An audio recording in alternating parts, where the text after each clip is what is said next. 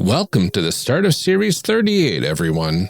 This month we have a whopper of a series for you, so we will try to keep these announcements short so we can get to our episode with Jeff Barber, designer of the game we're going to be covering today, Blue Planet Recontact. Which, speaking of, if you like what you are hearing this episode, head on over to the show notes and check out the link to the Kickstarter that is starting on April 6th. The day after this episode releases. We really enjoyed creating characters for the system, and the story possibilities are just remarkable. I also got to play a one-shot of the game back at Gen Con in 2019, and it really is such a joy. Plus, Rich Howard's name is in the book, so you know it's good. In other news, I wanted to let you know that all of April is Reviews for Good month at Podchaser. Basically, if you leave a review for a podcast or for individual podcast episodes, Podchaser is going to donate 25 cents for every such review to Meals on Wheels, helping feed those in need. And if we podcasters respond to a review, Podchaser is going to double that amount.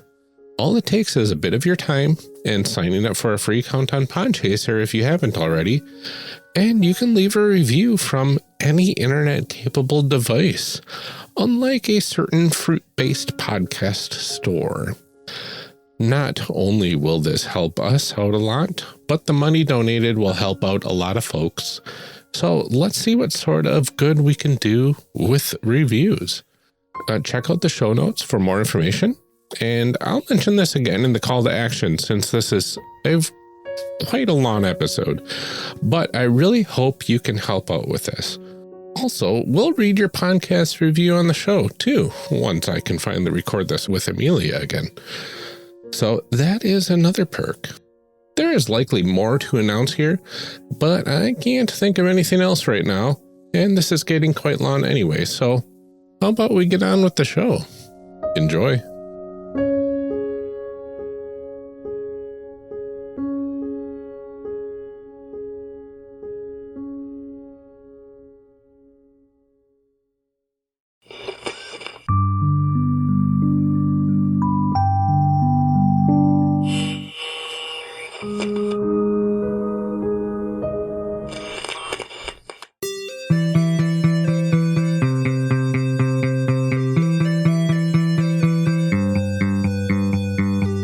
Welcome to Character Creation Cast, a show where we discuss and create characters, the best part of role-playing games, with guests using their favorite systems. I'm one of your hosts, Amelia, and this episode, my co-host Ryan and I are excited to welcome back Jeff Barber, designer of the game we are covering today, Blue Planet Recontact, a futuristic role-playing game that takes place on an alien water world, which may sound familiar to those of you who listen to Series 6 of this podcast. Yeah, absolutely. Welcome to Character Creation Cast, Jeff. We're really excited to have you back here with us. Well, thank you for having me very much. I'm excited to be here, and I really appreciate the support for Blue Planet. I feel a little bit surprised and a little bit special for being on a second time. Yeah, not many have had that honor yet. Well, yeah, certainly Rich still hasn't. Yeah, so it's been quite a bit since we've last had you on to talk about Blue Planet. So let's go ahead and start by reintroducing you to our audience. Jeff, if you want to tell us a bit more about yourself, where we can find you online and any projects you're currently involved in.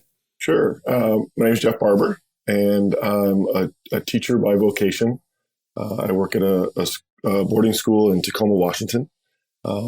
Though I have long been a science teacher, I mostly administrate these days running the boarding program here. I design games on the side. I think most people that are game designers have it as a side hustle. I got into it a long time ago and then was out of it for a very long time and then came back in. We did Blue Planet, the original edition, back in the 90s, which tells you how old it is.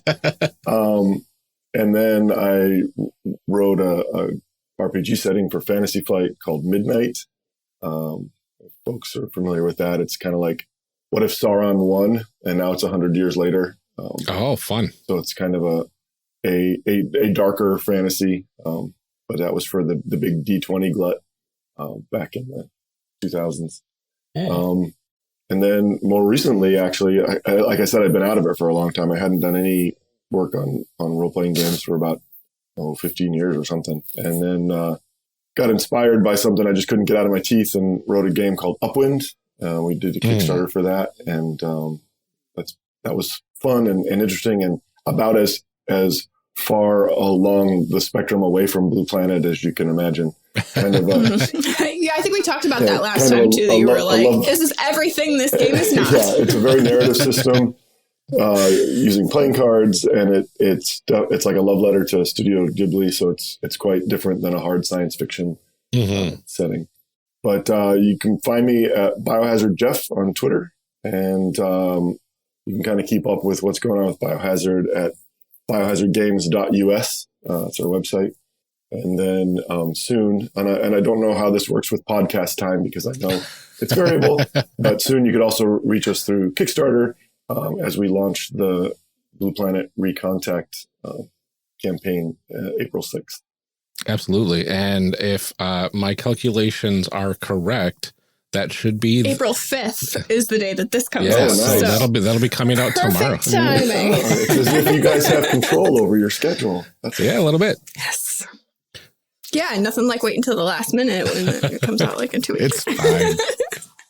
It's fresh that way, right? It is fresh. It's like produce. Right. That's only the freshest podcast content here. Right. Well, let's go ahead and get into this and discuss what this game is all about. What's in a game? Obviously, we had you on before to talk about Blue Planet. So in this game, what kind of world are we playing in? Is it the same? Is it different? How is it different? Yeah, in terms of the setting, in broad strokes, it's not going to be different at all. The thing that I think Blue Planet the reason it has endured as it seems to have is because of its setting. It's deep, it's rich, it's detailed, complex. That's always seemed to be where we got our accolades primarily. And so not wanting to mess with success, right? We're not really changing that much. I also, the setting also was kind of poised in terms of the socio-political events that were occurring to provide what I kind of saw as the most adventure opportunity. There was a lot going on and there were a lot of tensions. And so we didn't want to advance the timeline much either, because, that's what a lot of games will do when they do a new edition is they advance their timeline. We wanted to keep that tension in place. So the timeline's not really advancing either. We are, of course, going through and updating things. We're having sensitivity readers, which weren't a thing in the 90s. Yeah. We are working hard in that regard. We're updating a lot of the tech. I mean, in the 90s, there weren't cell phones, and we kind of missed a couple of beats there. So we're obviously updating the tech a lot. We are adding in new stuff, new sort of social structures, new social political organizations. The big thing that is being updated is the mechanics. Those are being, I hesitate to say entirely replaced because they are a clear evolution of the second edition of the game, but they are probably the difference between them is far greater than what you would see in a normal evolution of rules. They've taken advantage of 25 years of game design evolution, right? Yeah. And what we feel about games and how we play games these days. So that is substantively different. And you'll see that in character creation today. I like that you aren't moving the timeline forward, because I think, I've played a number of games that it was like, you really like the first edition or third edition or whatever, and then you go to a new one and it's like, we've made a jump in the timeline. And it's like, well, I like the mechanics better here, but the story over here was where I wanted to be. And, kind of reconciling those two things, because now suddenly all of the NPCs that you're given are not statted correctly. And you have to do all of this work to change things. Obviously any RPG is do what you want. But it is always I really like this game. I really like this story. I like this world we're playing in. cool new mechanics, totally different world. Right. Yep. That's not what I wanted. Exactly. And that's where we're at. That's kind of our position. Yeah, for sure. We are, I'm really excited. We're getting to do, in the 90s, full color books were not even heard of, right? I remember when the first one came out, I think it was Underground, and I'm not even sure that it was all full color, but it was kind of industry changing. And I'm so excited to see Blue Planet in full color with all new art. Yeah. That's going to be gorgeous. So cool. Yeah. I didn't even think about that. The old one wasn't. I want to, not on our outline, but what is the thing that going back through you were most surprised at the change that needed to happen, or thought was the most interesting change? You mentioned the technology and cell phones and stuff. Were there things in there that you were oh boy, I got that one wrong, or you were oh, I was actually really right? Or there were some things that were kind of right, but I mean, anybody writing science fiction can see trends and kind of predict. What surprised me the most, or not surprised, what feels the most clunky when you look at it now, is that we had a different device for everything, right? You had a navigation device and you had a communication device, because that's how the world worked back then. And we also had different size batteries, and the idea that we understood what rechargeable batteries were, and we had really fancy energy sources, but this idea that you would have devices that you could remove the batteries from was still a thing. So those are super clunky now when you look back at it, but that's easy to fix.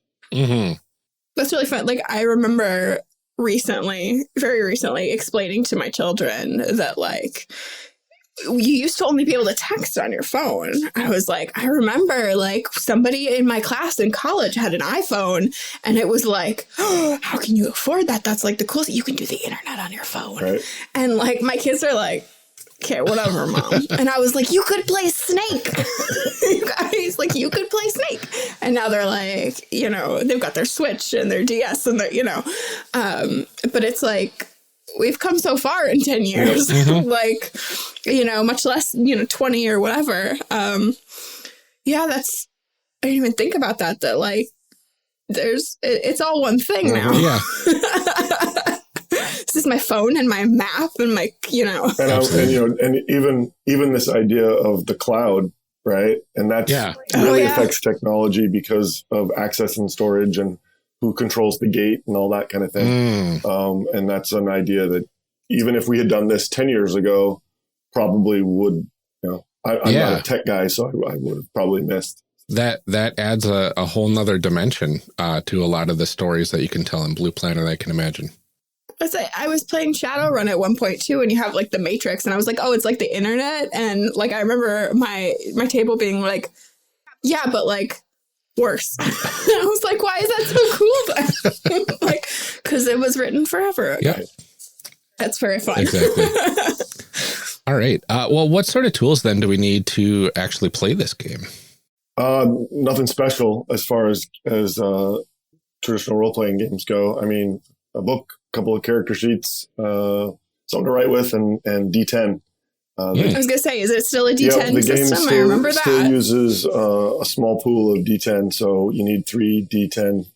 Oh, that's nice. Nothing special about them. Very cool. Super easy. Yeah, I'm going to have to figure out my D10 dice if I need to roll them for character creation.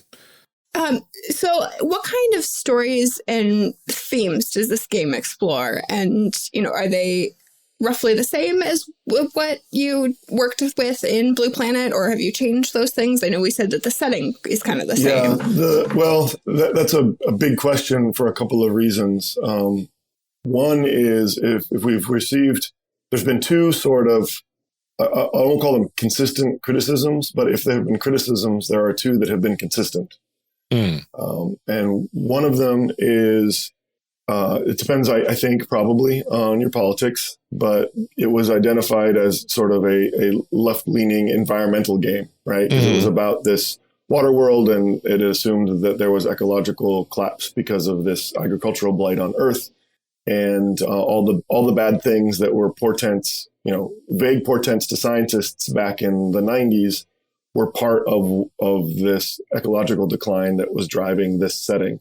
Mhm. And then on the planet of Poseidon, there was this fresh new opportunity for humans to be more respectful of the ecology, and the native population recognized that. And then the newcomers with their big mining conglomerates didn't. And so there was that was the big sort of one of the big in-game tensions, right? And so a lot of people, and that would never happen in real life. That's, I mean, what kind of leftist fantasy are you living? And a lot of people, I shouldn't say a lot of people, if someone had trouble with the politics, it was around that, right?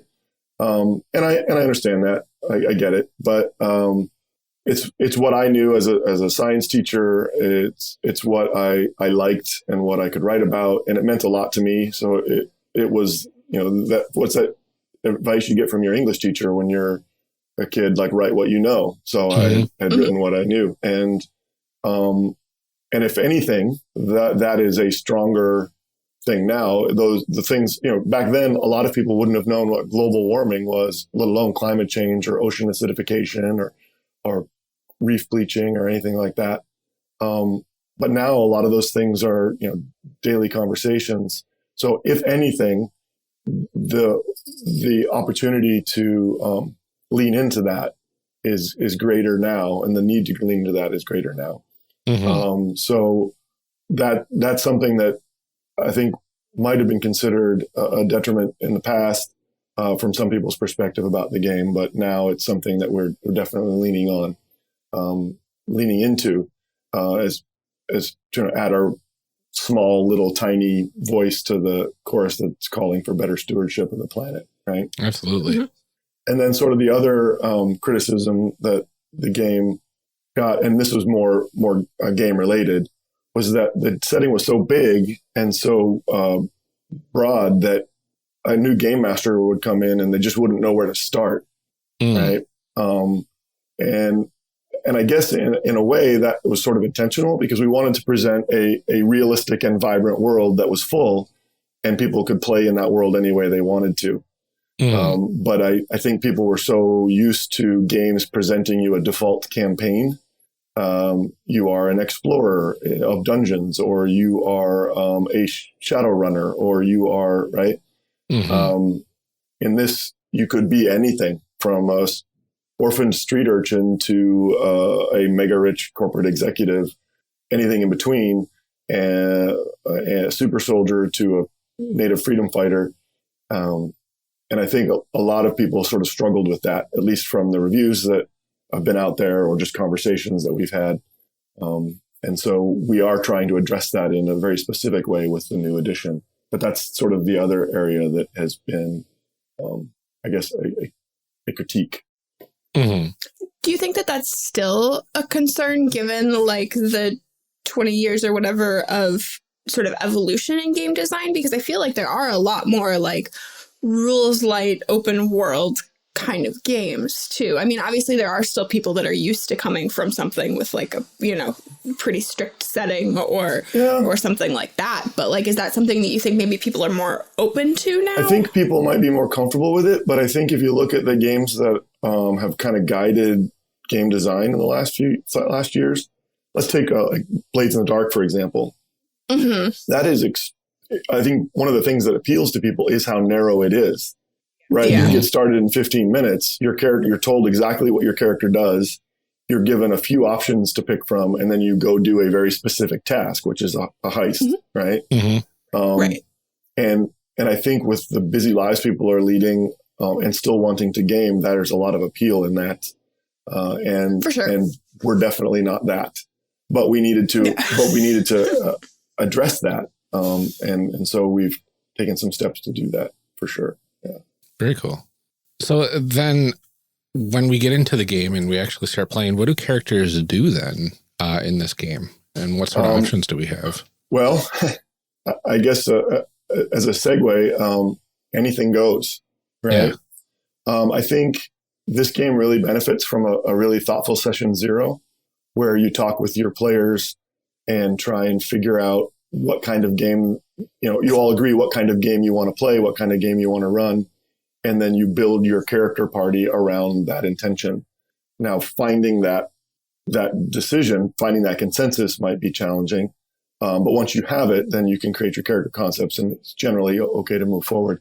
but you can do it for anything, right? Do you want to play an adventure game where you're exploring? Do you want to play a conflict-ridden game where there's a lot of sort of military tactics? Do you want to play an urban survival game? Do you want to play a rural survival game? Do you want to play corporate espionage? Do you want to play in space? Do you want everyone to be living in the asteroid belt and try and just get by day to day?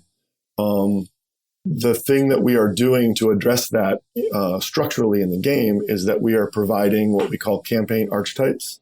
Mm. So you know how it seemed to be more of a trend in the past, but there are games that still do it. You get to the middle of the book and there's a bunch of sort of pre-made characters to show you the kinds of characters you can play. Mm-hmm. They'll have a character sheet, it'll be filled in, there'll be an illustration of the character and a little background stuff. And there'll be like 8 or 10 of those that give you, I can play this kind of person. I can be the hacker and I can be the gun runner and I can be, and then even more so with things like Blades in the Dark, right? You can play the leech, you can play the, so we've expanded that to be for campaigns instead. So we're providing these little, like 2,000 word, 2-page spread, campaign structures that give you the sort of structure for the campaign, the hooks for the campaign, the kinds of characters that you would want in it, a little collection of NPCs that will be associated with it, and then some little adventure threads that you can build on to to start your campaign and maintain your campaign. That's really cool. Like that is very smart. My brother is starting his first GMing experience. He and his friends have played D&D. And then he reached out to me and was like, hey, can you tell me about some other games? And I was like, you're going to have to be more specific. There's a few. But he's been sort of like texting me about all of these ideas. He's like, I just don't know where to start. He's like, I know that they want to play.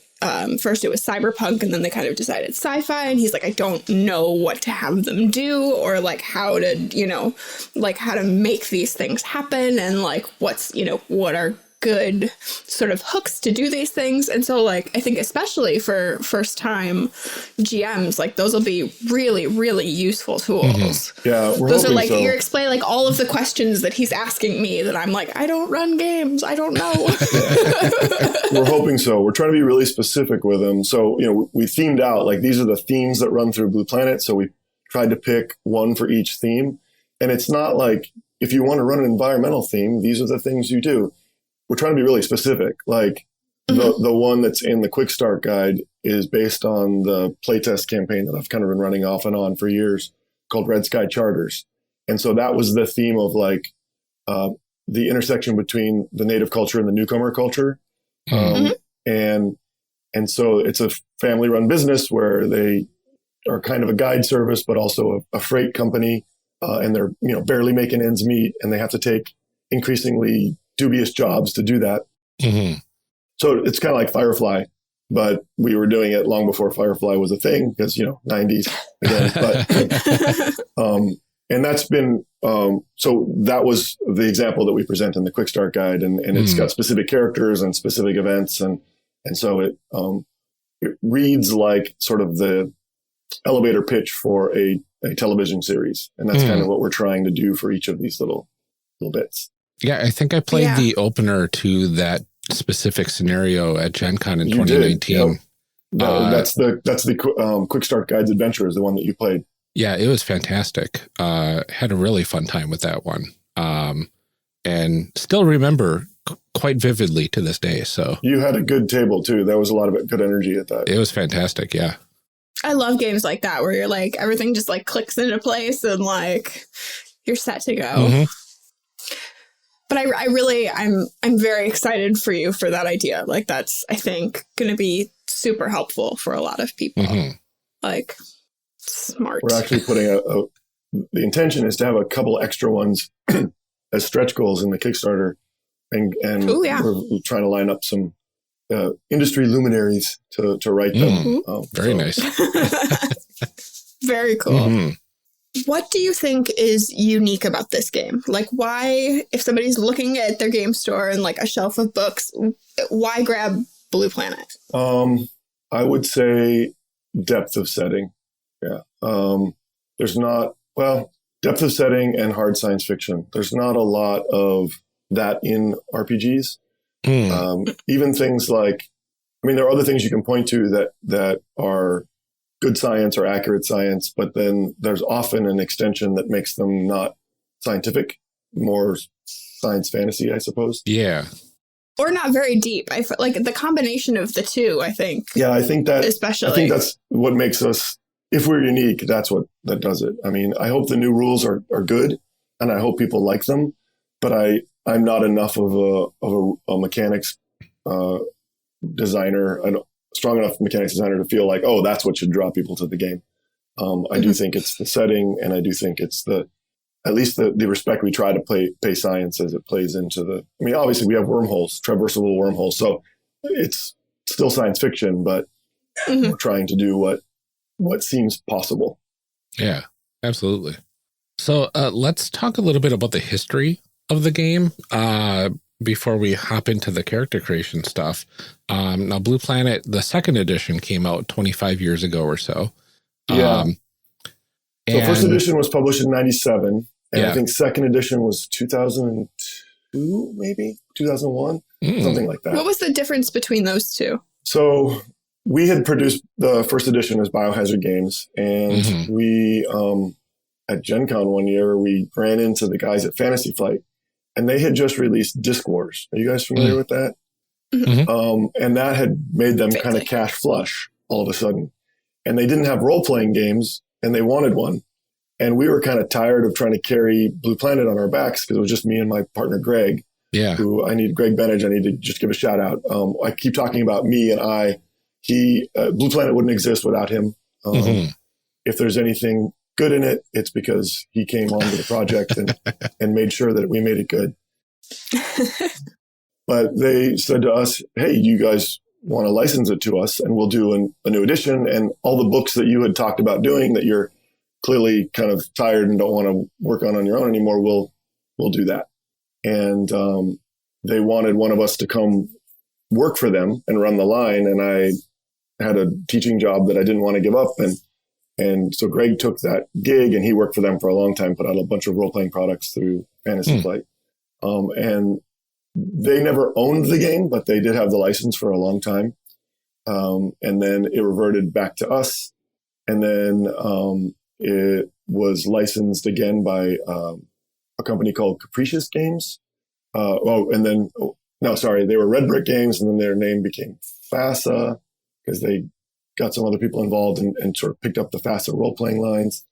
And then they changed their name again to Capricious Games. Anyway, so they did this third edition. They did this revised edition. So if you look on like RPGgeek.com, you'll notice sometimes they refer to second edition revised. And this was put out by Red Brick. It was just some minor tweaks in the second edition rules. And they wanted to get it out and on DriveThruRPG, and it was just a way to sort of sustain the line because they were big fans, and they were doing that with a couple other games like Earth Dawn, which had kind of fallen out of production, and they were keeping that alive. Oh, very cool. And then they kind of folded up, and it sat with us for, reverted back to us and sat with us for a bunch of years. Yeah. Awesome. So then what sparked the thought to bring this back and update the rules and all that sort of stuff? Well, it was probably working on Upwind. I was working on Upwind. We were just about to launch the Kickstarter, and I got involved with Stuart Wick, who people may know from White Wolf Publishing. He was one of the Wick brothers who created White Wolf and the World of Darkness and DriveThruRPG and all of that. And he was kind of getting back into publishing after having sold all that off, and then he was bringing together a bunch of different small games into like a studio, and he pulled in Upwind. But really, I think what he wanted to do was pull in Blue Planet for future options and that Midnight line that I talked about. He had licensed that from Fantasy Flight, and we're going to do a new edition of that and do a new edition of Blue Planet. Sadly, through the middle of that, he passed away. And so that plan kind of stalled a little bit. But as part of that, I met Alan Barr, who runs Gallant Knight Publishing. And he was actually part of Stuart's little studio. He was Stuart's basically assistant in that whole project. And so he said, well, why don't we continue with Blue Planet? And I was kind of hemming and hawing. Like I had just come off of Upwind and I was tired and didn't want to work on it anymore. Mm-hmm. And then comes along Rich Howard. Oh, Rich. And I've told Always him many encouraging times, people to get into things. yeah, I've told him many times that I hold him responsible for all the time, blood, sweat, and tears that are going into this. But he has, for as long as I can remember, been the biggest Blue Planet fan. In fact, that's how we met, just through his like of Blue Planet, and he connected with me on the internet, and we finally met at Gen Con a few years ago, and his enthusiasm for everything is infectious. And it's like a superpower. When you're in the room, you think you can do anything when he's there supporting Right, you. he's just like endlessly encouraging, and shout out to Rich, who I swear got me through my divorce with his messages of you can do this, I believe in you, you're great. And I was like, I am That great, sounds you're just right. like him. That's Unfortunately, yes. when he's not in the room, I tend to lack the energy that I have when he is. So right. As soon as he walks away, you're like, what was I thinking? right. So that kind of brought us to the decision-making point. And I think technically we were at Gen Con a couple of years ago and we're like, should we do this? I don't know if I should do this. I'm sure there was a little bit of beer involved. And he's like, yeah, you got it. I'm like, yeah, I'm going to do it. And then I tell the guy, yeah, we'll do it. And then the next day I'm flying home going, oh God, what have I done? And then here we are. And I'll tell you one thing, Rich Howard or not, a pandemic is not a place to find motivation for writing role-playing games. No. So it's been a hard year getting to where we are. But here we are, Kickstarter is launching, and we're at the top of the roller coaster now. So we'll see what happens. Absolutely. Yeah. I think that's been a weird thing about this pandemic is that I'm suddenly like, I have all of this time for all of these creative endeavors, and it's going to be... And none of the energy or willpower or, I'm like, I have an extra 2 hours a day because I don't have a commute and, all this kind of stuff. And it's like none of the energy to do any of it. And then I feel bad about it. But apparently everybody's in the same boat, it seems. So there's at least that. I want to know, what is it like working on a new version of this, sort of revisiting the things that you did before, looking closely at your previous work and then sort of trying to fold in all of the design changes and things that have happened over the last 25 years? That's a great question. It depends on what I'm working on and I guess the mood I'm in. Working on mechanics, I don't love working on mechanics. I don't mind it, but it's not what I get into. I'm more of a world building kind of guy. But when I do mechanics and something clicks, then I can get really excited. It feels good, doesn't it? When you have that a moment of, so I like that. I like when that happens in mechanics. And obviously that's been sort of the biggest push so far because we had to write a new system and then a new character creation system, which is debuting today. Yeah. I mean, we've been playtesting it for a long time and I've been using it at cons and in my personal games. But in terms of publicly sharing it, this is it, right? Yeah. So that's one kind of technical focus, and it has moments that are rewarding, but it doesn't have the same kind of emotional response in me when I'm working on it. The other stuff, the setting, alternates between, oh my God, I was a genius back in the 90s to oh God, I was super cringy and could not write my way out of a wet paper bag back in the 90s. Again, when I talk about things that are good in Blue Planet, Greg is a fantastic writer. And when I'm reading through them, I go, wow, this is really, you know what? I think Greg wrote this part. So there's that. But it's been really rewarding to look back and still feel like, yeah, there's still something to be said here. This still feels different than what's come since. And so I'm not feeling like we're putting it out in the world simply to rehash something old. I think if new players can come to Blue Planet and see things that I hope they can, that we're putting into it, they'll like it all over again, because it does present something different and something that, as I mentioned before, I feel is really timely in terms of its sort of underlying messages. If a role-playing game can be said to have underlying messages. Mm-hmm. Yeah, I that was really interesting to me when you talked about that before, like the feeling of, you know, people being like climate change and all that kind of stuff being like crazy far left. And then like the fact that that's really basic stuff that my kid is learning in school right now. It's just that like climate change is a thing. Here's what's happening. You know, he's like very concerned about it. I mean, and granted, I'm pretty far left. I will admit that. But just like the difference that amount of time makes in something so simple. Mm-hmm. Do you find that you're still like, I mean, I guess you must be because you're making another edition of it, but like really sort of like excited and passionate about this thing that you made? Like, does that feel good to like look back at it and be like, 25 years later, I'm still like really feeling this, you know? Yeah. I guess the answer is maybe sometimes. Yeah. Some days it is, some days no. Well, and I don't mean that in any kind of like deprecating way or false way. Mm-hmm. When you write something, and you've probably had the experience, especially if it takes a long time, and the first Blue Planet took like 4 years to write. Mm. And then you write supplements for it, and you play countless hours of the game, and you live in it in a way that nobody else ever did, right? I mean, I feel like I can run a Blue Planet game cold without even any prep because I live in the world, and any question somebody has about it, there's no more accurate authority than right. me. And I don't mean that to brag. It's just that I've lived there so long, and I wrote so much of the book that what I say kind of, it's my world. I can say things and mountains grow, right? Like, right. Like, and technically, yeah, if I right. say it, it is canon. So yeah.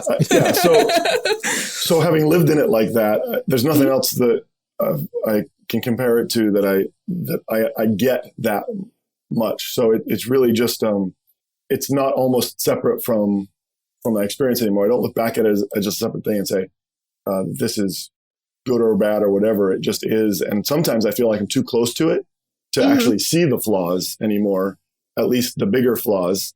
I'm always picking at the little ones, but to see the sort of bigger scope. And I worry about that too, right? Like, what am I missing in this second edition that I would see if I had fresher eyes? Mm-hmm. Mm-hmm. But I think that's what playtesting is for. That's what having a team is for, and, you know. But yeah, I could see that of like, you've looked at it so many times that it sort of starts to like, it's, you know, like you walk past that coffee cup on your counter so many times that you just like don't see it anymore. Mm-hmm. And yeah, I could see that being a thing when you've been like deep in it for so long. Absolutely. Well, I really want to dive into character creation, but there are probably some basic terms and concepts that we're going to be like, stop talking about all this other stuff. It's time. No, I really love it. But we'll be here for 6 hours if we. Okay. I'll stop asking questions that are not on the outline. It's good questions. So what are some of the basic terms and concepts that we need to know to create characters? I put a few in the outline that I kind of had questions about. Well, those are good ones to pick because that kind of covers it all, I think. Sweet. Yeah. So what do we got? We got concept. Tell me a little bit about the concept. Yeah, I mean, I don't think it's unique to Blue Planet for sure. I think everybody has had character concepts before. We just wanted to kind of codify it a tiny bit as the first step in character creation because I think it's so useful. It's the kind of stuff that you ask your players to come to a session 0 with, right? Mm-hmm. A couple of adjectives and a noun or two for the kind of character you're imagining you want to play. And I think if someone has the concept for their character that they can latch onto, it makes all of the other questions they have to answer about that character a lot easier. And so it feels like, for me, it feels like a necessary first step if you want to certainly have a cogent character write-up mechanic in a book, so that it's a good place to start. But I think for a session 0, 2, or just someone sitting at their table making their own character, it's a great place to start. Yeah, absolutely.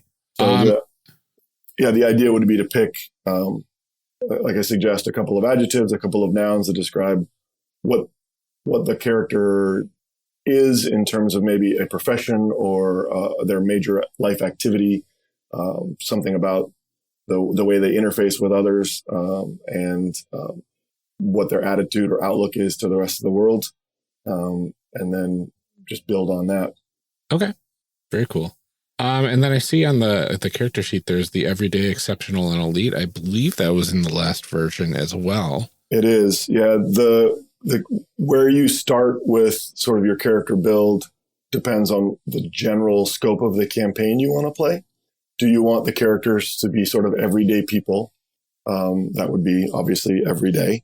Do you want them to be exceptional so that they are, maybe wealthier or maybe physically more capable or better trained or some combination of both? Because they want to have more resources in terms of allies and patrons and organizations that they can call on. Mm-hmm. And you can find, I am definitely an everyday person, but maybe the owner of a big company, or someone who is in the active military, maybe special forces might be considered an exceptional character because of the kinds of training they have or the resources and backup they have. And then, of course, exceptional would be sort of the fantastic action hero style, or, corporate moguls, or famous Nobel winning prize winning scientists, that kind of thing, where their knowledge or training or physical prowess are far beyond normal people and just seem like action hero character or action movie characters. Yeah, that's the elite, right? Yep. Very cool. And then I see we've got 4 attributes: cognition, psyche, coordination, and physique. But there's a bunch of circles there, and I'm very curious about what we need to know about those. Okay, so if we make any comparisons between mechanics in this system and the previous system, it's between this and second edition. First and second edition rules are completely different. First edition rules I wrote, they're pretty terrible. Greg wrote most of second edition rules. I really liked them, but they are dated in many ways. We had like 8 attributes plus another 6 or 7 derived attributes in second edition. Mm-hmm. So there was 14 attributes, which today in modern game design just doesn't fly, right? But we did have them grouped into cognition, psyche, coordination, and physique, because those are easily grasped areas of sort of a person's, of a persona. Mm-hmm. And so we kept those as the primary attributes to simplify it down to 4. And cognition is pretty self-evident, the kinds of things that they would address in the game. Mm-hmm. And they each get a value that they all start, human average is 0. So there are ways to change that average because you get some points to add, but you also get biomods, and there's also other species you can play, or other species of human that you can play. They all affect those numbers. And they either up or down. The blanks that under each one are for optional focus attributes. And this is one of the areas that I like the most about the new mechanics. What I wanted to do, the kind of guiding tenet in the new mechanics, was increase the simplicity and accessibility, but maintain the kind of realism in describing a person that would parallel the realism in which we're describing the setting. I didn't want to go full narrative mechanics because I didn't want to so simplify the people and maintain this super hard science setting. It felt like that makes a lot of sense. It felt like a strange matchup. So I wanted the characters, rather than use complex characters to create that, I wanted to use evocative characters to create that. Right? Okay. Because in previous editions, it was all about the complexity. We had over 100 skills to describe all the skills that somebody could have because we wanted to be realistic. Modern game design is not that focused on realism, right? And that I'm looking at the character sheet from the last time that we talked to, and I'm like, this is so much cleaner. So one of the ways to do that is to give the players the chance to create a lot of their own content to describe exactly the characters they want. Mm-hmm. And one of the ways we do that with attributes is that you can pick focus attributes, and you'll see those listed in the character creation outline that I sent you guys in the mechanics. Mm-hmm. And those are descriptors that fall within each of those categories: cognition, psyche, coordination, physique, that you can either pick from the lists we provide or create your own. And they just give a little bit of nuance to the character you're playing. They make that character ultimately unique because no one else is ever going to have that combination of traits. So with just a couple of words in a couple of blanks, your character is now unique in the Blue Planet universe. I like that. And mechanically, so let's take cognition, for example, and let me call up my list here real quick just so that we can talk about what's actually in the book. For example, we give a list of possible focus attributes for cognition of things like aware, calculating, clever, cunning, focused, and so forth, right? Logical, resourceful, witty. You write one of those in or make up your own, and then the score for that focus attribute is just a +1 over whatever your cognition is. So if your cognition is 1, then your focus attribute of witty would be 2. But with just that little simple step, you don't add a lot of complexity because it is very intuitive what you're doing. But you do now have a character that is unlike potentially anybody else's character ever made for the game, but also with a very intentional nuance, helps describe the character you're trying to play. And it sounds like if you play to those focus attributes as your character, you have a better chance of success. Correct. That's Absolutely. awesome. Yep. And it's interesting in play because there's an emergent element where, as someone's deciding between, say, using savvy or logical to go along with their test, it tells the table how they're doing the thing, right? In a way that just rolling cognition wouldn't. That's awesome. I like that a lot. Yeah, it's a touch that we're finding. I'm finding a lot of sort of satisfaction in terms of game design. Yeah, absolutely. Let's see. And I know in the last version of the game, skills were kind of a big deal. And here we've got skill sets. I remember playing with this a bit at Gen Con 2019. I really like that. You want to tell us a bit about the skill sets? Yeah, absolutely. So in the previous edition, I think there was 100 and something skills, and we tried to cover kind of all the different possibilities for a character in the setting. And not only that, but we clustered them into what we called aptitudes. Right? So there was another layer on top of it where you might be good at scientific things and you might be good at physical things, but maybe you were terrible at or less good at social things, which, is how you kind of try to model people, I suppose, characters. But there was a lot of front end work involved in that. And then a lot of math because you had so many points to spend and so forth and so on. I liked the aptitude area because it did provide a nuance to help you create the character you wanted to create. But I didn't want the complexity of that in the actual character creation or in play. I didn't want people to have to okay, what's my aptitude in this? Okay, so then I roll. Yeah. But I wanted to capture that nuance.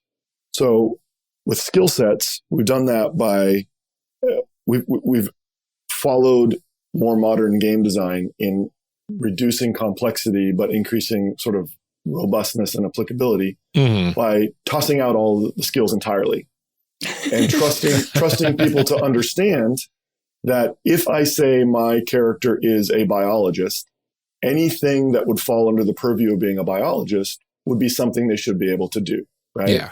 If I am a biologist in a science fiction setting, I probably have some passing familiarity with computers, right? So I should be able to do some basic computer stuff without having a computer skill in addition to my biology skill, right? I should be able to identify an animal or at least guess at characteristics of that animal, the behavior of that animal based on its physical characteristics, right? Mm-hmm. So I don't need a skill in taxonomy or a skill in like field science or predator behavior to be able to say something about that creature. But we also didn't want things to be super skills where I'd pick a skill and just an area of expertise in everything. I am a jack of all trades, and that is my skill set. So we do have some guidelines around it. And I like to use the science example because I trained as a biologist, but we'll use that as the basic descriptor for how the skill sets work. So for the skill sets are broken into 3 categories. You've got general, core, and specialty. So any given skill set has those 3 parts. So I might pick biologist as my general, and then maybe I'll pick lab scientist as my core, and then maybe I'll pick geneticist as my specialty, right? So realistically, if you talk to a biologist, they're not just a biologist. Every biologist now, especially in the future, has increasing areas of expertise, right? If they're an active biologist. So this models that realism in people's jobs and careers, right? As you get increasingly specialized in something. And mechanically, the payoff is that as you go from core or general to core to specialty, you go from 1.d10 to 2d10 to 3d10 when you're making tests for that thing. So all the biologist kind of things, I would roll 1d10. Anything to do with a lab, like maybe computers or running a test or testing a blood type or whatever, I would roll 2d10. And anything related to genetics, I would roll 3d10. Okay. That folds in this idea of aptitudes from the previous version of the game seamlessly into the skill sets, while simultaneously giving us really way, way more than just 100 skills. Yeah. You have all the skills that are possible in the universe. The players just get to choose what they are. Yeah. And I love those conversations with the GM of, I think this would fit under my, specialty because, and then the GM would be like, well, maybe. And then you get to have that little back and forth before you roll those dice. Well, and then you're exactly right. And that's kind of intentional because then you take your aptitude that best matches with the thing you're actually dealing with at the moment. Is this logical? Is this witty? Is this intuitive? And then you link it to that skill set for any particular role. Yeah. So you're telling the whole table, I'm a geneticist. We're looking at this alien creature. I got no idea what it is. I'm going to use intuitive because I'm just going to try and guess at it. Or I'm using logical because there's all this evidence and here, right? And that gives a subtlety to the role. It flavors the role in a way that I really like. But it also gives you a chance to make exactly the character you want because you can specify their skill sets, and you don't have to worry about the details. Like, did I take a computer skill? Oh, I forgot to take driving. How can I be like this kind of guy, but I don't have a driving skill? And you're not fighting over, you're not kind of min-maxing over your point assignments so that you get try and make a realistic character. This way, you just make a character that feels like a real person. Yeah. And by the time you're done assigning your skill sets, you have what I think is an absolutely unique character that no one else is ever going to have in the world of Blue Planet. And that's kind of fun. In most games, there are going to be, like if you play a Tiefling Warlock and you're trying to maximize the character's build, there's going to be a lot of other Tiefling Warlocks that are exactly the same. Yeah.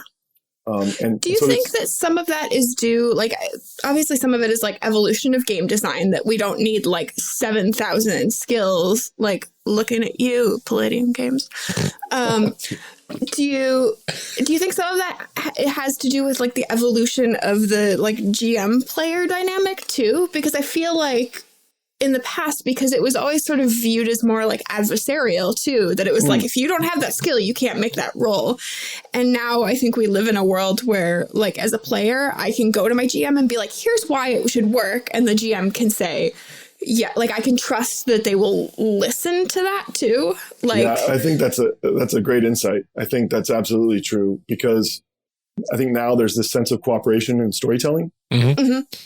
And that's definitely my approach to gaming. That's how I play Blue Planet. I mean, some people might not be, but if everybody at the table is trying to make that lift, it's going to be a lot cooler.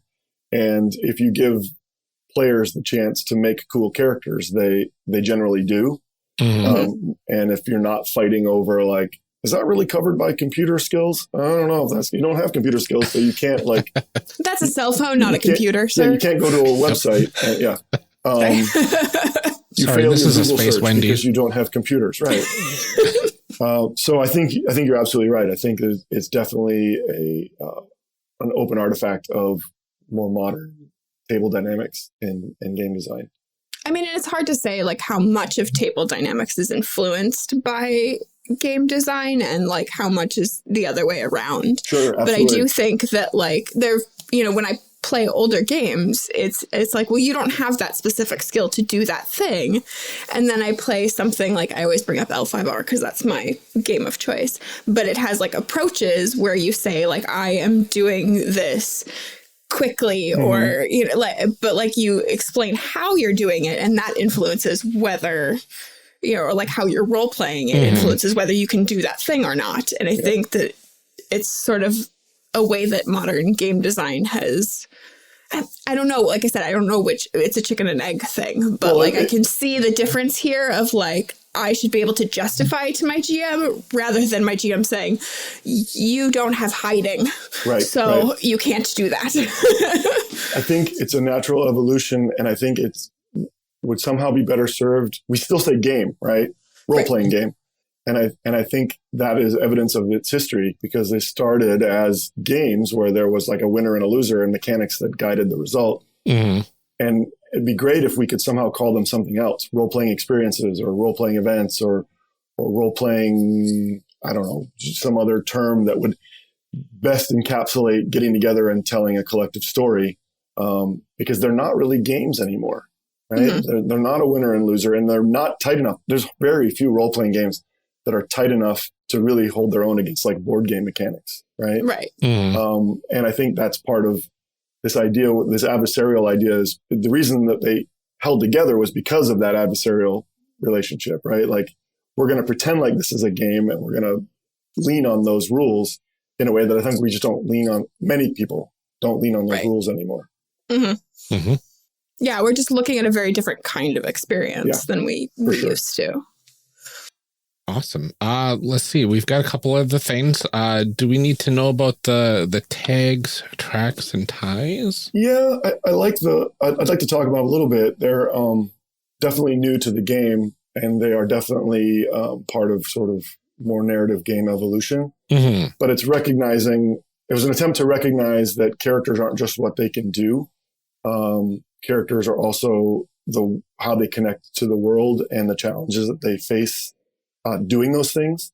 So tags are long-term or short-term alterations to the character's state. So maybe you are frightened. And this is not unique to Blue Planet. I mean, there's lots of games that use tags and qualities and those kinds of things. So I'm ripping this directly out of the game universe. But maybe you have that classic like, oh, I got an old football injury, and so I'm -2 to run anything where I'm running, right? Or I just got the crap scared out of me, and now for the remainder of this scene, I'm going to have a -2 to anything that requires me to be brave.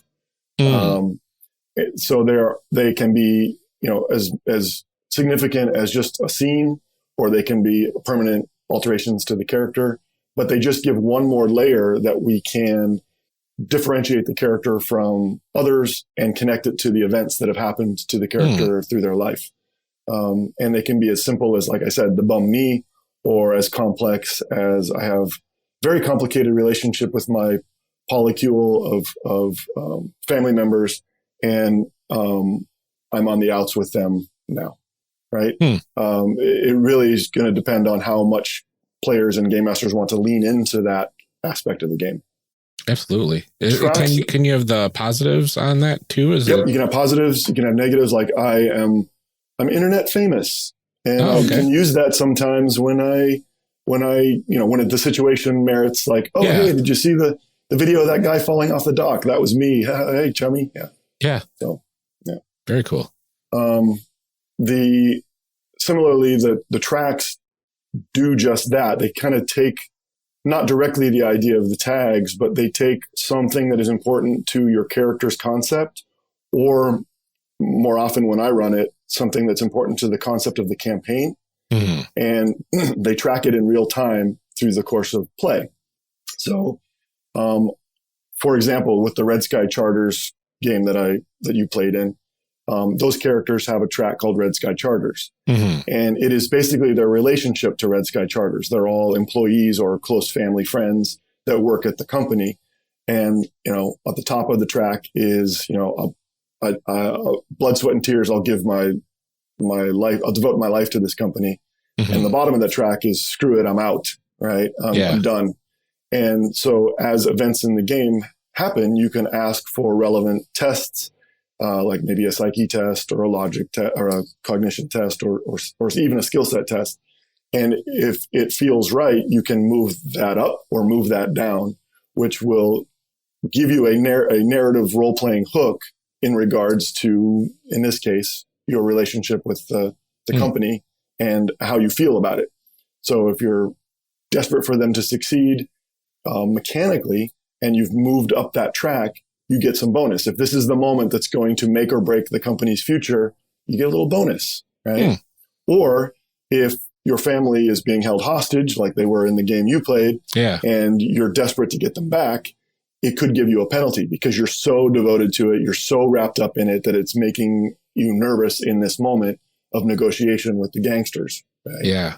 So you get a penalty to that test. Or, arguably in that same circumstance, it could be a bonus because you're so committed that you're willing to go all in. Right. So again, there's table negotiation around, is it a bonus? Is it a penalty? And that helps everyone understand what is being loaded into that scene. Yeah. But it gives you a hook because you can track it right there on your character sheet. I love all of these player hooks and player things that you can utilize to role play your character from your character sheet, instead of just trying to figure out, well, what would my character be thinking in this scenario? Like, I've got this list of skills, I've got these attributes, but this actually, like, if you play to your character sheet, you'll be playing as your character. And I really like how that feels. Yeah, we're consciously trying to lean into some of the hooks right on the character sheet. I mean, really taking inspiration from things like Forged in the Dark, right? Yeah, where they put those things on the character sheet. But we want them on the character sheet, but these are things that the characters get to create. One thing that I haven't had a lot of people lean into yet, but I'm hoping players will, is that they can opt to make their own tracks as well. Maybe you want to play a character who is cowardly. Mm-hmm. So you would make like a bravery track, and you would, it's different levels with the moderator, and you'd play as you played. Maybe you could evolve your character's bravery as tracked on the character sheet. And I really think that will give a unique flavor to how people can opt to play their characters. Yeah, absolutely. And then ties are kind of self-explanatory. They're also not uncommon in a lot of games. I think games will call them like bonds or yeah, right. I think an important part how many characters did you play when you were younger that were orphans and didn't have a spouse or kids? Right. And they hated everybody and all they wanted to do was go get treasure, right? Yeah. And you're like, why are you playing in a group with other people? Why don't you just go do a solo journaling game? And so the opposite of that is that you have an extended family that you are responsible for and you're constantly having to like do other stuff for them, right? And again, that might not be people's idea of escapism, but it is realistic to have ties to people and organizations. Mm-hmm. And that's the intent here. So the ties just identify as many or as few connections that your character has to specific people, and then identifies what that connection is, and then identifies what your obligation to that connection is. Nice. And then what happens if you don't meet that obligation. Is that specifically NPCs, or can you include player characters? Players too. Well? In fact, one of my favorite tricks now, the game I wish I had lots of time. I would love to talk to you guys about this game I'm currently running. I'm a high school teacher. We're at a boarding school, and we've been bubbled up. So I've seen some of your tweets about it too, and it's like fascinating. One of the things I've been able to do is get kids into games a lot more because they're bored, right? And before, when I'm like, come play a board game with me, they're like, oh, old man, leave me alone. Now they're like, okay, fine. And some of them, we did a couple of one-shots of Blue Planet, and they're like, can we play a campaign with our own characters? And I'm like, yes, I got them. So we've been playing every Friday night for weeks now, and their enthusiasm is what's keeping me going. So it's pretty cool. But one of the things I did was when we made the characters, I said, okay, now you need to make a tie with at least one NPC. And now you have to make a tie with someone else in the group. And they got so fired up. Like I sat back and for about half an hour, they were just like yelling at each other and enthusiastically, right? Like, no, you know him, and you know, and I'm, and no, and they came up with this great web of interconnections that we can just lean on and play. That just makes the party, you know, it's the antithesis of you meet in a tavern, right? Yeah, you're all complicated, mixed up with each other already. And here's how, and we haven't even started playing the game yet. So it's been playing out just as I hoped it would, at least at our table. That's awesome. Is there anything else we need to know before we dive into character creation? Probably not. I think a lot of it is explained along the way. Well, there's one thing I don't think that's in character creation that is relevant to character creation, and that's character advancement. I tend to kind of forget about character advancement when I'm playing, and I'm like, oh, guys, sorry, you need some character improvement points that we've been ignoring for the past several weeks. But I know a lot of people really like it, and they like to advance their character and grow their character. So the way we're currently doing it with the new edition is through your character profile. Now, the profile is part of character creation. We'll see that today. But character advancement is a separate mechanic. If you demonstrate your character profile through play, if you it's made up of your attitude and your motivation and your goal. And if you demonstrate those things and pursue your goals, that's essentially how you earn the points that you spend on growing your character. Okay. And so just keeping that in mind when we're making our profiles today, okay, might be helpful. Yeah, we could cover that more in depth during our advancement discussion segment in the last episode of the series. But that's good to keep in mind. Well, should we go ahead and make some people? I think we should. Looks like we're there. Oh yeah, let's make some people. Let's make some people.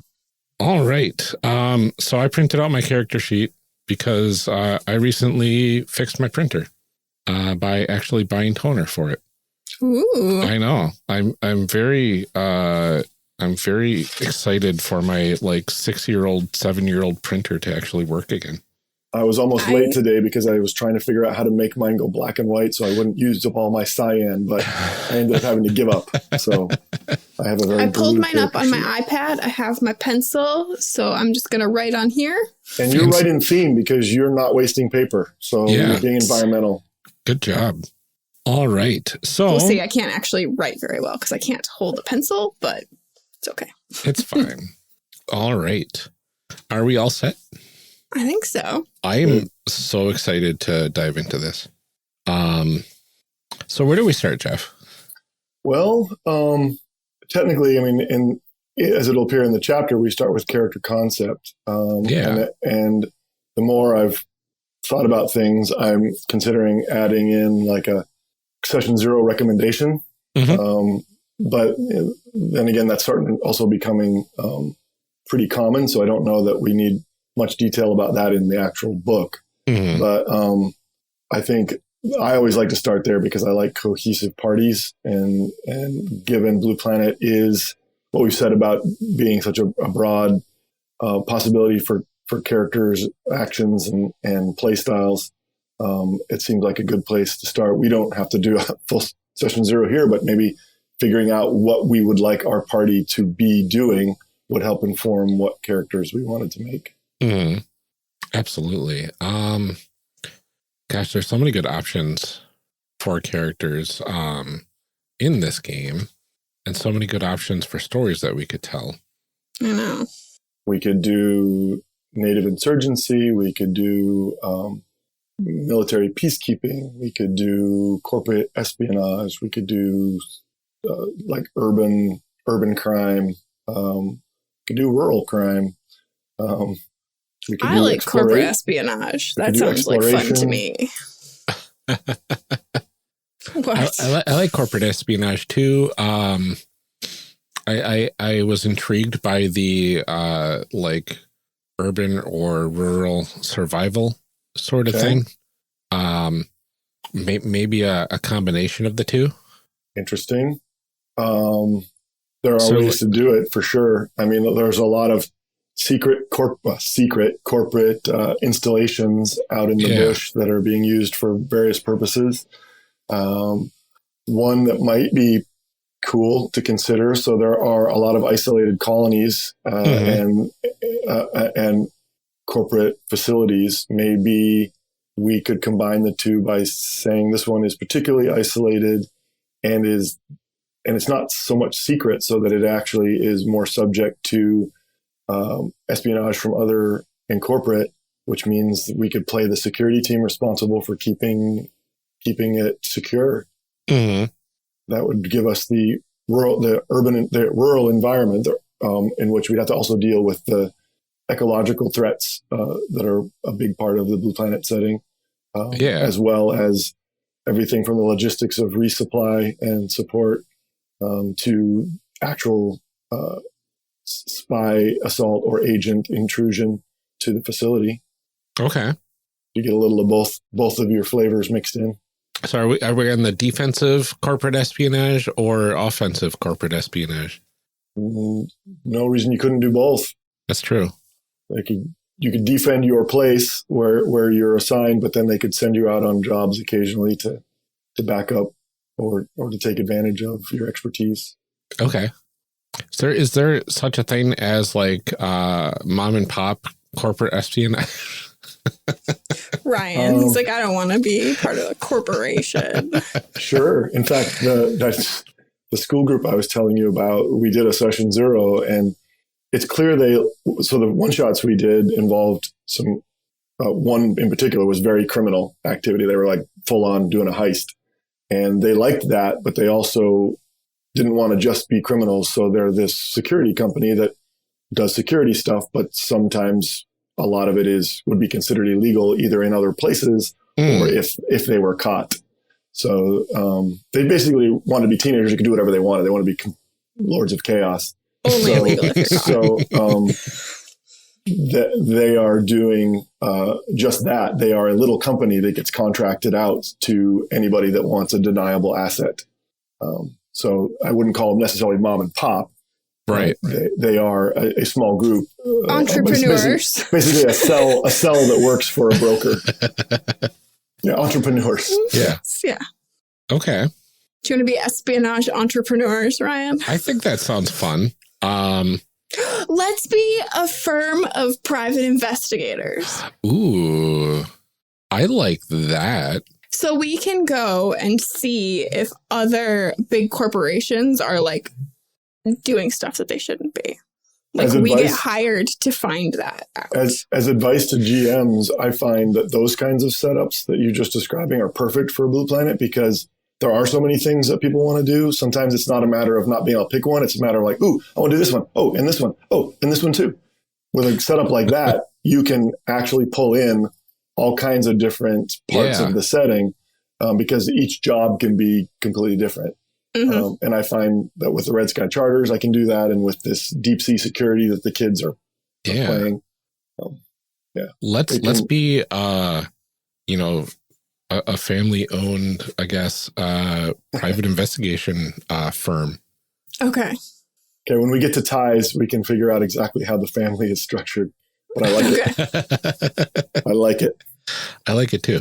So under concept, is that? So we would.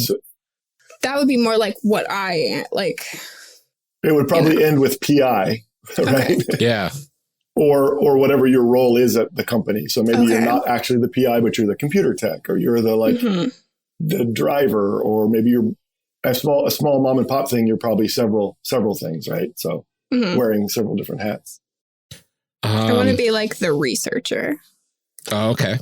That makes sense. The guy in the van, the person in the van. It's always one of my favorite roles, especially in the world of Blue Planet, because you have so much tech that will keep you actively involved with all the remote telepresence. Mm-hmm. So researcher, so that kind of goes with what I wanted to do is I kind of want to be the smarty pants, but I don't know if you want to have two smarty pants in a group. Well, if you want to do that, that's fine. I can. No, I'm good with switching it up too. I suddenly feel like we're doing Leverage Blue Planet.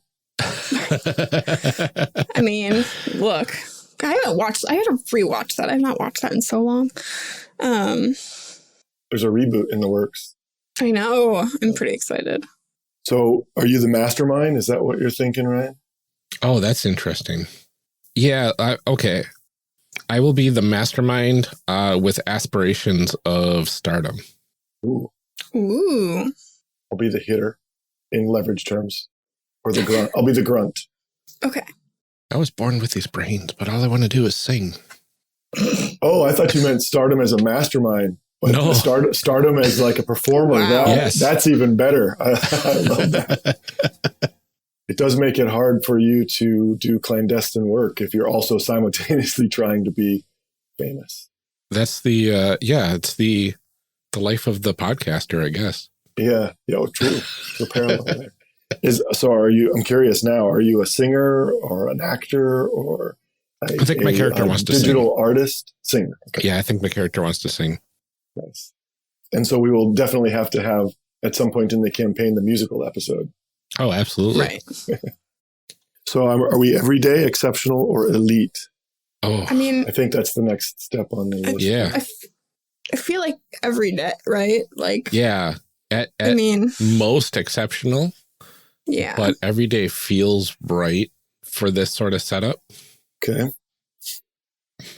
I think we're everyday people with aspirations to be exceptional. No, you have aspirations to be exceptional. I mean, that's fair.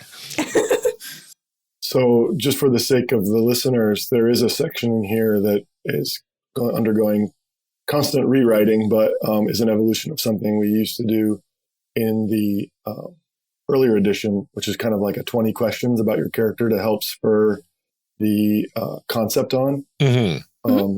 Just a list of questions that you can answer. There's not even a place to write them on the character sheet, but it's really just a creative tool. But things like what's your character's chronological age, and what was the biggest impact of where they grew up on their life, and what's your relationship with your parents, that kind of thing. Yeah. I know there is a few of those. You've got a parent age and actual age and pronouns and stuff like that on the second character sheet. Yeah, that's the profile, and there's actually a section dedicated to that later on. And then there's a whole notes section. So technically it's there. It's true. The idea is that you don't have to feel like you have to have answers to all these questions, but it might spur you on when someone gets vapor lock. Yeah, absolutely. I do like that there's a lot of really good questions here, asking about your character's family, like how you were educated, all that sort of stuff. Now, with everyday character power level, and I don't have a better term than power level. It just means I don't like it because it sounds like a superhero game. Yeah. Anyway, power level is what it is at the moment. With everyday, there's a couple of numbers that we can establish right off. Sure. So you start with 0 bonuses to your attribute ranks. So you can go ahead and write in your first numbers. So cognition, psyche, coordination, and physique would all start at 0, which is considered unmodified human average. Okay. Now, you are allowed to bump those up and down a little bit, but they all still have to average to 0. So, and we can talk about that. Interesting. Okay. You also get 5 skill sets. So if you look at the character sheet, you'll notice how in very faint writing behind each skill set is sort of an identifier to tell you what that skill set is related to. Okay. And the first 5 are in blue, and those represent everyday characters. So you'll fill in, you'll get 5 to fill in those 5 lines. And as we get to the next section, I can explain what origin, background, occupation, and so forth means. But Awesome. you're going to get 5 skill sets, areas of expertise, and you can assume that your character will have something around 25 corporate script worth of biomodifications. So in this setting, especially on Poseidon itself, very few people are completely unmodified. But at the everyday level, you've got about 25,000 script worth. Awesome. And we probably won't get into that in as much detail as we might otherwise in today's game, simply because we're still finalizing the conversion of a lot of the tech to the new mechanics. Mm-hmm. But I can give you some of the tech that your characters might want based on the things that you decide your character's concept would have. Very cool. All right. I find myself sort of guiding you guys through this. Is that what you were intending, or would you like to be guided through this? You'll want to create a character yourself, I'm assuming. I am. I'm the grunt. Yep. And I right now am considering the next question, Excellent. which is species. Yes. From a biological standpoint, because that's my training, I describe character species as well, a little loosely than what actual species are. I mean, most of these species can interbreed. So from a biological standpoint, they're not actually species, but I much prefer that terminology over race because it's not that anyway. And these characteristics were intentionally built into these different species through genetic modification, which is also a very different thing. But some of them can't interbreed, which does kind of fit the species designation. So your character, you need to pick one, and there are a variety.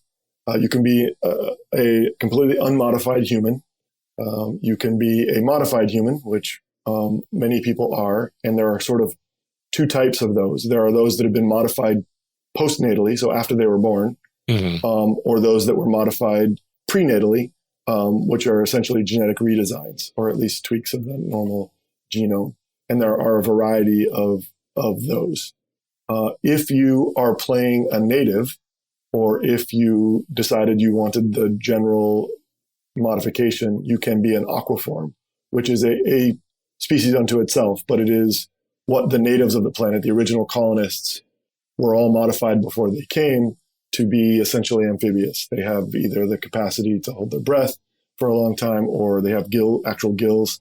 They have nictitating membranes, collapsing lungs, webbed fingers, that kind of thing. So they spend a lot of time, on a planet that is 97% ocean, and you're sent them there to survive. It was essentially a no-brainer. So that is an example of one of the redesigns. There are several others to choose from. Cognitive synergists are extremely rare. It's funny, most of these are pretty rare, but because we're player characters, they tend to be... People always pick. Right. Yep. And we've actually tried to lean into why there might be disproportionate numbers of them on Poseidon in the backstory. But cognitive synergists, there's probably 100 or maybe 1,000 in all of creation, because it's an experimental design that comes with a lot of problematic elements. But it was an attempt to increase the mental capacity of humans. And you can see in the character creation text that you have the benefits that you get. There's a bonus to cognition, but it does have a negative effect on your psyche and your physical coordination. And you can choose whether you are undergoing therapy to help moderate your emotions, or whether you're foregoing that therapy, and it has different effects on how the cognitive synergist is realized. This is a interesting character. This kind of thing happens a lot in Blue Planet. This is not a game in which you try to power game. I mean, you can if you want to, that's fine. But if you also want to tell meaningful stories about people's struggles with who they are and what they're trying to accomplish, there's lots of ways to give your character ways to identify with those struggles. And Cognitive Synergist is intended as that, right? Like, sure, I want to play the brainiac in the scenario, but I'm also really interested in challenging myself to deal with my interpersonal relationships or my willpower or things that about my character that make for an interesting protagonist. You can make the kinds of, what I like best about making characters in Blue Planet is you can make the kinds of characters that would appear in a novel. Not a novel about an action hero, but a novel about someone who is trying to deal with big challenges and overcome them. They're not intended to be superheroes, unless you make an elite character and then you're playing a different game, but that's fine. Oh, yeah.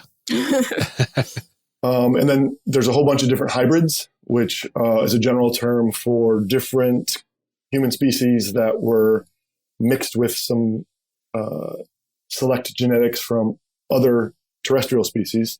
So there are feline hybrids and silva hybrids. Felines are obviously cat DNA, big cat DNA, and silvas are hybrids with gorilla DNA, silverback gorilla DNA. The idea was that these are very rare, but because they have that cool factor for sci-fi gamers, they are pretty common in the PC realm. Yeah. But they were an attempt to make super soldiers by a corporation. It was illegal. They got busted. The experiments, the people who this was done to, the children were freed. Because they had been raised as super soldiers, the GEO gave them the opportunity to join the military if they wanted. Many of them did. They also funded a colonial effort on Poseidon for them. So, look, a free ride to Poseidon, you can become part of the colonial effort and have your own society, your own land. We'll repatriate you there if you want to go. So a lot of them took advantage of that, and so there are a disproportionate number on Poseidon because they had the opportunity to go to this new and healthy world and be part of the colony effort. Yeah. So those are options. Composites are an amalgamation of lots of different animal DNA put into the human genome. So they are just durable and quick and wiry and tough, but they tend to be pretty wild-spirited, emotional, aggressive, and they are not. They don't play well with others. And so that's an interesting character to bring into a group. Spacers are genetically engineered for low or zero G environments. They've got prehensile, basically hands instead of feet, and light bones and a lot of modifications that are made for life in zero G. They can walk in a gravity well, live in a gravity well, but it's hard on them. And so they would be mostly for games that you'd want to play in the asteroid belt or in orbit. Survivor mods are just mostly a normal human, but they've been redesigned to just be a little more durable for rough environments. Temperature tolerances are higher. They can eat just about anything that's organic without getting sick. Some mods like that. Mm-hmm. By far the most common human hybrid or genetic redesign are the transhumans. So you get a couple of bumps to your attributes, a couple of bumps to some other things. And it's the kind of thing we're approaching now, right? Where you can select certain traits for your offspring. Mm-hmm. So in general, there is a biological class that is quickly separating from the other biological classes based on access to resources, right? Okay. So if you're wealthy, your kids are going to be better looking and they're going to be smarter and they're going to be healthier. And so that's what the transhumans are. And of course, these things are all traits that you can actually, if you choose to, make them a character creation, but you could become the equivalent of transhuman. If you had enough money in the game, you could buy the therapies that would turn you into that. And theoretically, into any of these, you could become an aquaform if you chose to. It's just kind of expensive. Okay. Of course, you could also play a cetacean. Yeah. Which is a whole nother thing that some people think is awesome about Blue Planet and other people think is weird and just don't want to touch. But as part of the backstory, cetaceans were uplifted, dolphins initially, and then orcas, bottlenose dolphins initially, and then orcas, and a small population was part of the original colony effort. So there are native cetaceans as well as humans. Mm-hmm. And then, of course, in the intervening 100 years, there have been all the other cetacean races that were still alive, cetacean species that were still extant. had been uplifted, and many newcomers are cetaceans as well because, hey, polluted Earth, oceans dying. Wow, a whole ocean planet that already has like cetaceans who are equals in society. Well, sign me up. And I think what people are intimidated by is this idea of, I'm in the water all the time. How do I play with everyone else when there's land stuff going on? Well, telepresence is ubiquitous in the game, and every cetacean has at least one, if not many, remotes that keep them not only engaged with the other characters wherever they are, but give them full capacity to manipulate the environment and experience that environment as if they were there. In fact, there's an advantage because in reality, cetaceans sleep with only half of their brain at a time because they need to be able to breathe. So they keep swimming and coming to the surface with half of their brain while the other half sleeps and then switch. We decided that in the fiction, that means that when they're awake, they can do telepresence. They can kind of do two things at once, genuinely multitask, whereas the humans actually can't. They can actually multitask two things at the same time. So they can have telepresence in one place while they're also doing something else in another, which gives them an advantage as a character. So you can now play bottlenose dolphins, common dolphins, orcas, and pilot whales.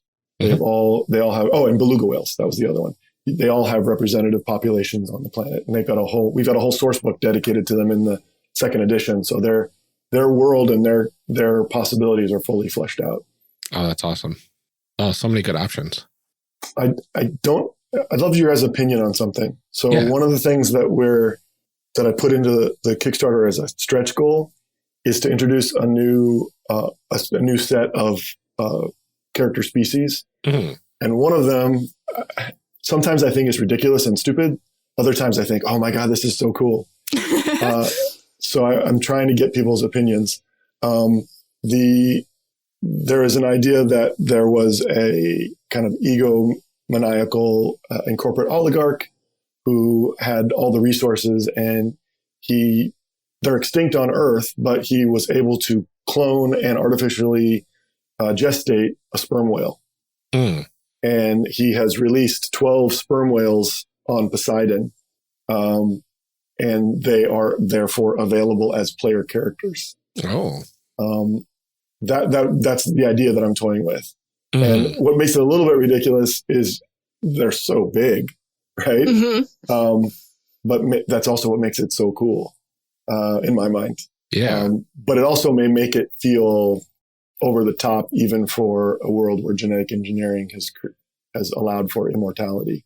But I don't know. I feel like that's like players' choices, though. Like if they want to play with that, then go for it. You know, like some people want it to be over the top.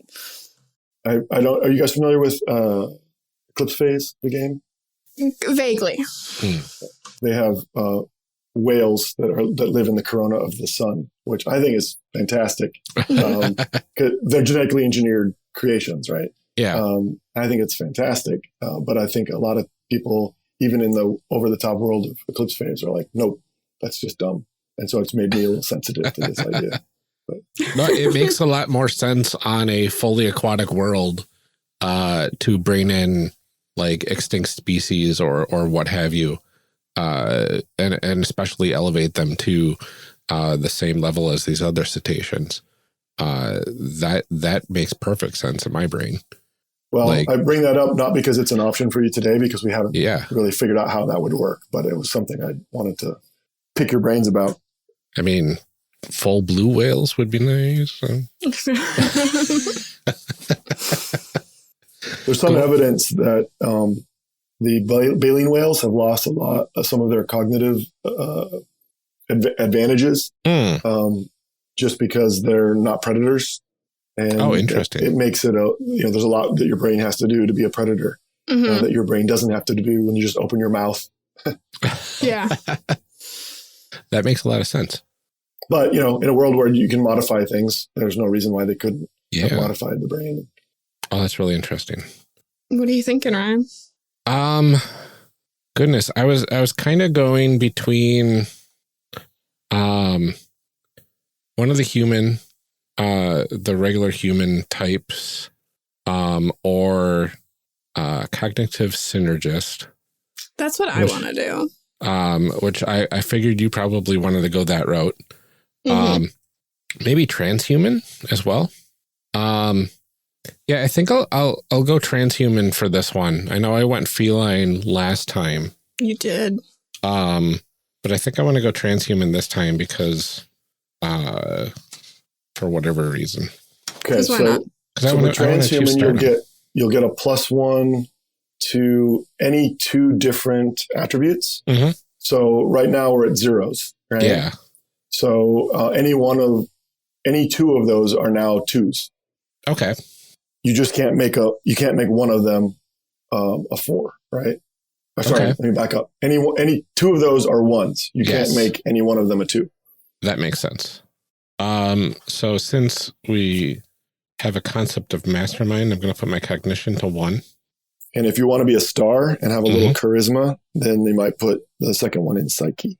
Yeah, that's what I'm thinking too. Because that's our catch-all for things like willpower and charisma and those kind of elements. Nice. Is there a spot for writing your species? It is in the second page under features. Or it should be. Is that something we left off of here? What? I think we need to add it in. It looks like it got left off. We're in the drafting stages for this character sheet, so need to make sure it gets in here. So it would be under features. Okay. And then, Ryan, you would also get a +2 to any kind of social maneuver where grace and appearance could be influential.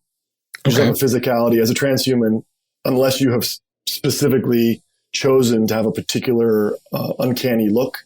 If you've gone with sort of the norms of human appearance, then you're just going to be better looking, and there's going to have the advantages that come with that. Yeah. So you gain a +2 in any tests that are any social maneuvers that involve appearance or grace. I like that. And then you want to be a cognitive synergist. Okay. So it looks like cognition +3, psyche -2, and coordination -1. Correct. And that just depends on whether you want to be really diligent about your emotional regulation therapies. Well, I, as a person, am very diligent about my emotional regulation therapy. So, and in game, if there was some reason that you got separated from that, right, we're unable to, then we could shift. But that would change those modifiers a little bit. Cool. I got to admit to, and maybe I'm assuming you guys do this all the time, so you probably have much stronger opinions than I do. But I worry about the intent of these kinds of things coming through in an honest way, whereas there's a lot of sort of bioessentialism discussions that are going on around character creation these days. Like, why are orcs always evil? Seems to be like sort of the center of those conversations. And I can see that even as I make characters with you guys today, I feel like, is it fair to give a penalty to psyche to a character because of the idea of game balance? Because we've abandoned game balance. There's nothing in Blue Planet that addresses game balance, really, except that everyday characters kind of start with the same resources to build an everyday character. Yeah, I mean, like, I obviously can't speak for everybody, but like one of the things that appeals to me about that is that, like, I have borderline personality disorder. So emotional regulation, extremely difficult for me. And it is a thing that I see a therapist for every 2 weeks. And I am very diligent about. Like, so for me, it's like, oh, that's me. Well, that's good. That's great to hear. So, you know, like, I can't, obviously, like, some people might be like, that's a little weird. But like, for me, like, yeah, that makes perfect sense. Yeah, the hope is that we provide opportunity, not enforce stereotypes. But it's hard when you're trying to make a game and let people do the process we're doing today with some sort of like step-by-step number crunching. Right. But I get sensitive about it, and I worry that we're doing it with grace. Yeah. I mean, I think there's something to be said for, like, none of this is like you are inherently good or you are inherently bad, which I think makes a difference. There's nothing in here that's like you are for sure always 100% better because you did this thing.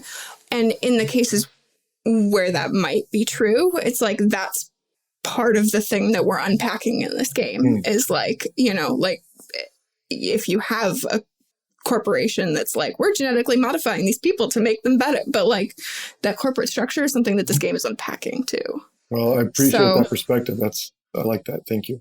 Mm-hmm. Yeah. All right. So we've got our species. Now we would do profile. What are you going with, Jeff? Oh, I am going to go with survivor, I think. Ooh. I guess the question would be related to ties. We can figure that out. I'm going to go with survivor just because it's simple.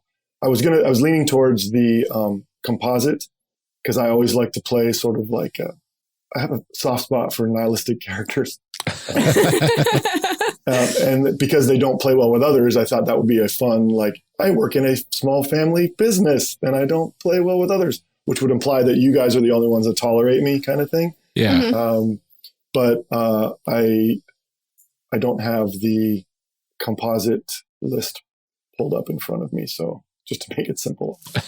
That's fine.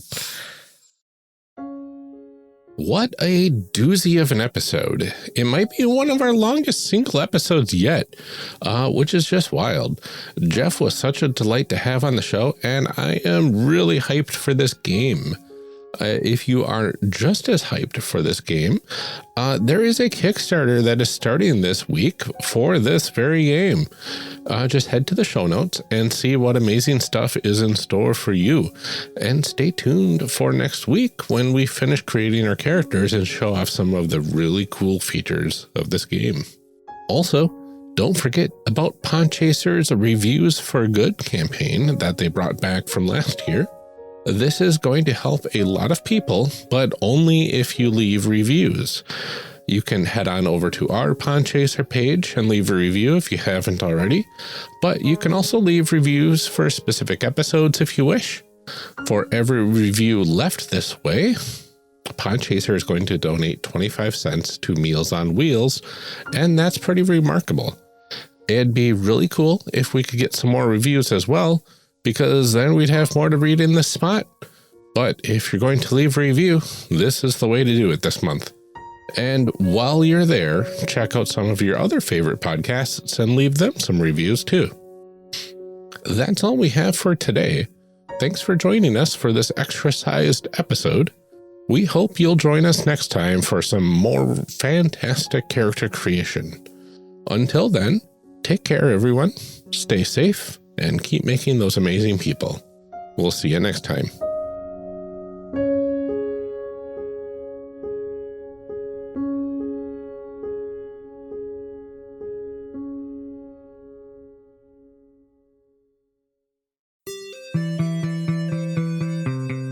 Thank you for joining us for part 1 of this character creation series. We'll be back in part 2, picking up right where we left off.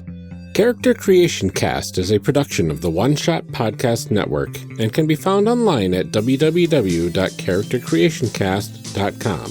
Head to the website to get more information on our hosts, this show, and even our press kit. Character Creation Cast can also be found on Twitter at CreationCast or on our Discord server at discord.charactercreationcast.com. I'm one of your hosts, Ryan Bolter, and I can be found on Twitter at Lord Neptune or online at lordneptune.com. Our other host, Amelia Antrim, can be found on Twitter at Ginger Reckoning. Music for this episode is used with a Creative Commons license or with permission from the podcast they originated from. Further information can be found within the show notes. Our main theme music is Hero Remix by Steve Combs and is used with a Creative Commons license. This podcast is owned by us under Creative Commons. This episode was edited by Ryan Bolter. Further information for the game systems used and today's guests can be found in the show notes. If you'd like to leave us a rating or review, we have links to various review platforms out there, including Apple Podcasts, in our show notes. Also, check the show notes for links to our other projects. Thanks for joining us, and remember, we find that the best part of any role-playing game is character creation. So go out there and create some amazing people. We will see you next time.